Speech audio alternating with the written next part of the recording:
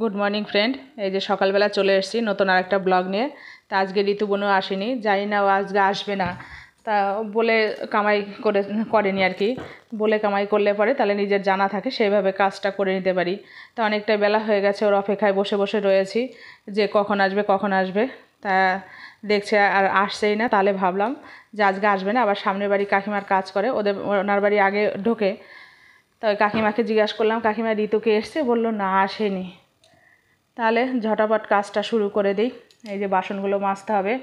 আর আমাদের এদিকে তো আজকে যদিও ভয়েস ওভারটা দিচ্ছে এখন, মানে আজকে এখানে সেই ঝড়ের হওয়ার কথা ছিল বোধহয়, সেই ভয়েই ও আসেনি। তা যাই হোক, সঙ্গে থাকুন, দেখুন আমি কি কি করি। এই বাসনগুলো এখন মাজবো, মেজে পরিষ্কার করব। তারপরে হচ্ছে রান্না করতে হবে। হাজব্যান্ড বাজারে গিয়েছে, বাজার করেও চলে এসেছে, বাজার রয়েছে। সেই বাজারের মানে ব্যাগটা এখন রয়েছে সাইডে, এগুলো আগে মেজে পরিষ্কার করে নিই। তারপরে হচ্ছে বাজারটা বের করব, বাজারের বের করে তারপরে হচ্ছে রান্না করব।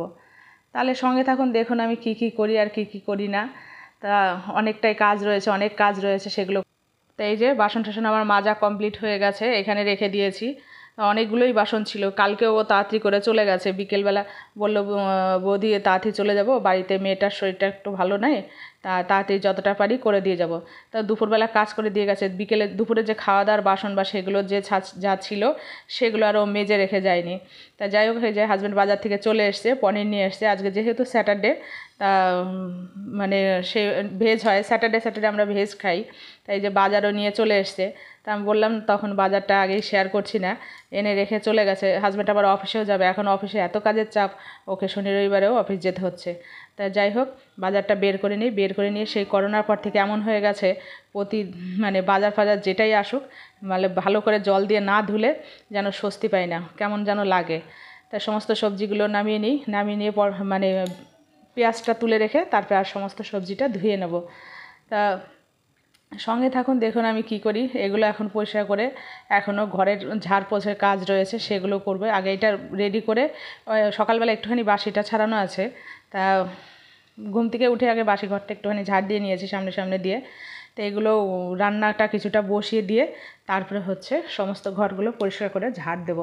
তা এখন হচ্ছে এই যে সবজিগুলো যেহেতু এনেছে, তো পেঁয়াজগুলো গুছিয়ে নিই, নিয়ে তারপরে হচ্ছে আর বাদ বাকি সবজিটা ধুয়ে নেব। আর আলুর গায়ে এমন মানে রং লাগানো থাকে, হলুদ হাতে, মানে পরে যদি ইয়ে করতে যাই, হচ্ছে রান্না করতে যাই, আলুর খোসাটা ছাড়াতে গেলে পুরো সেই রঙটা ছোলা আলুর গায়েও লেগে যায়, সেই বিশ্রী লাগে খেতে, মানে দেখতে কেমন যেন আমার অস্বস্তি লাগে। তার জন্য আরও বেশি করে মানে সবজিটা তো, আলুটা তো ধোই বিশেষ করে। তার সঙ্গে থাকুন, দেখুন। আর অনেক বন্ধুরা আছেন আমার ভিডিও দেখছেন না, অনেকে সাবস্ক্রাইব করছেন না। পাশে থাকবেন, পাশে থেকে সাবস্ক্রাইব করলে মোটিভেশন পাওয়া যায়, আর হচ্ছে ভিডিও করতে ইচ্ছা করে। অনেকেই কিন্তু ভিডিও দেখছেন না। তাহলে এই যে পেঁয়াজগুলো আমার তোলা হয়ে গেছে, এখন হচ্ছে পটলটাও তুলব। তুলে নিয়ে পটলটা পরে একসঙ্গে ঝুড়ির মধ্যে করে ধুয়ে নেব। আর হচ্ছে আলুটা আগে ভালো করে ডলে ধুয়ে নিই। আর আপনাদের সঙ্গে এক হাত দিয়ে কাজ করছি, আর এক হাত দিয়ে ভিডিও শ্যুট করছি। একটা ভিডিও করা কিন্তু মানে চারটেখানি কথা না, যারা করে তারাই বোঝে। এর পেছনে টাইমটাও অনেক দিতে হয়, মানে যেই টাইমটায় যে কাজটা হয়ে যায় তার পেছনে ডবল টাইম দিতে হয়, কেননা ভিডিও করতে হবে, সেই জন্য সেটাও একটা ব্যাপার থাকে। আবার হচ্ছে তোমার কাজও করতে হবে, একসঙ্গে মিলিয়ে মানে অনেকটাই পরিশ্রম হয়। কিন্তু যারা দেখেন তারা হয়তো ভাববেন এই তো ঝটাপট ঝটাপট হয়ে গেল, কিন্তু সেটা না।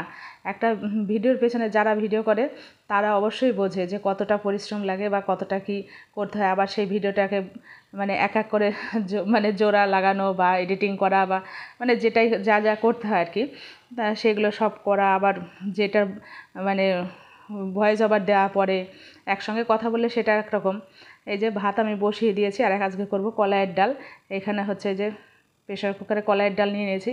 আর জানেন তো বন্ধুরা, আমার প্রেশার কুকারটা নষ্ট হয়ে গেছে। আরও বড় প্রেশার কুকার আছে, কিন্তু এই ছোটো প্রেশার কুকারটা আমার প্রচুর কাজে লাগে। তো এই কুকারটাই দেখি একটু সিটি দিতে গেলে জল বেরিয়ে যাচ্ছে। তা যাই হোক, দেখি আজকে দিনের মতন কাজ করে পরে হাজব্যান্ডকে বলবো নিয়ে যেতে দোকানে, ঠিক করে নিয়ে আসতে। আর এই যে আজকে বসাচ্ছি হচ্ছে ভেন্ডি পোস্ত। আজকে আপনাদের সঙ্গে রান্না বান্না এগুলোই শেয়ার করছি। কি বলুন তো, মানে এই করে আর অন্য কাজ করে এখন আমি যে ঝাড় ফাড় দিতে যাবো বা ঘর ফার মুছবো সেগুলো আপনাদের সঙ্গে শেয়ার করতে পারছি না। আর শাশুড়ি মা নেই, কেমন যেন ভালোও লাগছে না। মাঝে মাঝে ওনার ঘরে গিয়ে ওনার নাম ধরে ডাকি, উনি তো আমাকে মানে আগেই বলে আমাকে বলতো আমাকে তুই নাম ধরে ডাকবি, তুই তো বড় আমি তো ছোট, মানে এই জিনিসটা বলতেন উনি। তা আমি ওনাকে যদি ওনার নাম ধরে ডাকতাম উনি খুব খুশি হতো, আর গিয়ে ডাকলেই বলতো কী হয়েছে, মানে বেশ সুন্দর সাড়া দিত। তাই ঘরে গেলে কেমন যেন খারাপ লাগে। ছিল একটা মানে ছোট্ট বাচ্চার মতন, আমার 2 ছেলে মেয়ে যেমন ছিল উনিও ঠিক আমার সেই ছেলে মেয়ের মতন ছিল। গিয়ে ডাকলেই হতো, আমি যদি গিয়ে ডাকতাম বলতো কী হয়েছে, আজ খিদে পেয়েছে যদি বলতাম, পেলে বলতো হ্যাঁ, না পেলে বলতো না। উনি আমার গলার আওয়াজ বুঝতে পারতো। আর আমি যদি বাড়িতে না থাকতাম তাহলে মেয়েকে বলতো মা বাড়ি নেই, মা বাড়ি নেই, মানে গলার আওয়াজ শুনতে পেতো না আর ভাবতো আমি বাড়ি নেই। মেয়েকে বলতো মা বাড়ি নেই। তা যাই হোক, আমার ভেন্ডি পোস্তটা হয়ে গেছে, এই যে ভেন্ডি পোস্ত বসিয়ে দিয়েছি। আর আমি কী করে পনিরের তরকারিটা রান্না করি সেটাই আজকে আপনাদের সঙ্গে শেয়ার করছি। এই যে এখানে নিয়েছি কাজু আর পোস্ত আর 4 মগজ বাটা আর হলুদ গুঁড়ো, লঙ্কার গুঁড়ো, জিরের গুঁড়ো আর লবণ। এটাকে ভালো করে জল দিয়ে মিক্সড করে নেব। আর এখানে পনিরটা ভাজা বসিয়ে দিয়েছি। পনিরটা হালকা ভাজবো, বেশি ভাজবো না। তা মোটামুটি তাও ভাজা হয়ে গেছে। আর এক সাইডে গামলাতে গরম জল বসিয়ে দিয়েছি। কি জানেন তো, পনিরটা ভেজে সঙ্গে সঙ্গে সাইডে গরম জল করলে সেই গরম জলের মধ্যে পনিরটা দিলে পনিরটা নরম হয়, সফট হয়, খেতে বেশ সুন্দর হয়। আপনারা একবার দিয়ে এরকম দেবেন, বেশ ভালোই লাগে। এই যে ভাজবো, ভেজেই এই গরম অবস্থা মানে এই খুন্তিতে করে নিয়ে সোজা গরম জলের মধ্যে দিয়ে দেবো। যেটুকুই সে পরে আপনি জল অ্যাড করতে পারেন, কিন্তু মানে এই ভাজার পরেই সঙ্গে সঙ্গে গরম জলের মধ্যে দিয়ে দেবেন, দেখবেন পনিরটা খুব সুন্দর সফট হয়। তা যাই হোক, আমার তো পনির ভাজা হয়ে গেছে। এখানে মশলাটাও কষে নিয়েছি, একটুখানি আলু দিয়েছি, ছোট্ট একটা আলু দিয়েছি, দিয়ে যে মশলাটা আপনাদের দেখালাম সেই মশলাটা আলুটার সঙ্গে দিয়ে কষিয়ে নিয়েছি। কষানো হয়ে গেছে। এবার এই পনিরে জলটা দিয়ে মানে জল সমেত পনিরটা দিয়ে দিচ্ছি। ওইটুকুই জল দেবো আমি আজকে, বেশি দেবো না। একটু হালকা ঝোলও থাকবে, আবার একটু ইয়েও থাকবে তোমার শুকনো শুকনোও থাকবে। আর সঙ্গে একটু দুধ অ্যাড করে দিচ্ছি। তাই দুধটা দিতে যাচ্ছি, দুধের যে সরটা আছে সেই সরটা দেবো না, বারে বারে সরটাই মানে পড়তে যাচ্ছে। তা যাই হোক, ঘুরিয়ে ঘুরিয়ে দেখি কিছুটা পরিমাণ দুধ দেব। দুধ দিলে পরে মানে পনির তরকারিটা খেতে বেশি টেস্ট হয়। আর এই যে রান্নার পরে ভুলে গেছিলাম আপনাদের দেখাতে, এই রান্না, খাওয়া দাওয়া হয়ে গেছে। বন্ধুরা, এই যে সারাদিনে কাজকর্ম করে এখানে এখন বসে রয়েছি, চা খাবো। অনুষ্কার কাছে চা করতে, চা করে আনবে।